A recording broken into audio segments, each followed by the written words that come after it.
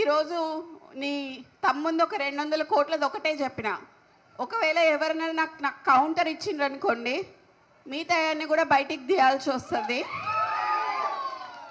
So ఎవరు counter ఇచ్చినా బయటికి తీసి సీతా దయాకర్ గారికి కూడా పదవి ఇచ్చినావు నువ్వు. సీతా దయాకర్ గారు ఏం చేసిండ్రయ్యా పార్టీకి?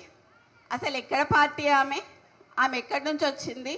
ఆమెకు చైర్మన్ పోస్ట్ ఇచ్చినావు నువ్వు. కొండా మురళికి ఎందుకు ఇయ్యలేదు అని అడుగుతానా నేను. మీరందరూ అడగాలి. ఏమంటారమ్మా? ఇయ్యాలా వద్దా?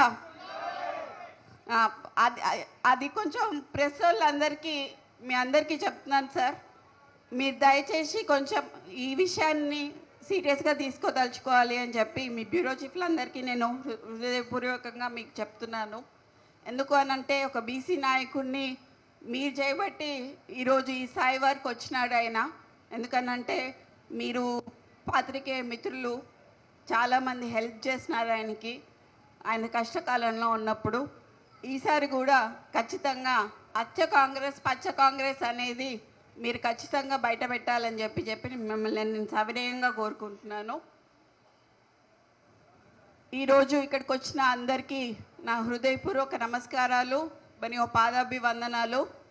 నేను చెప్పిన దీనికి కౌంటర్ ఇస్తే మాత్రం నేను ప్రెస్ క్లబ్లో కూర్చొని ప్రెస్ నోట్ రిలీజ్ చేసి మొత్తం ఉన్నాయి అన్నీ బయట పెట్టాల్సి వస్తుంది.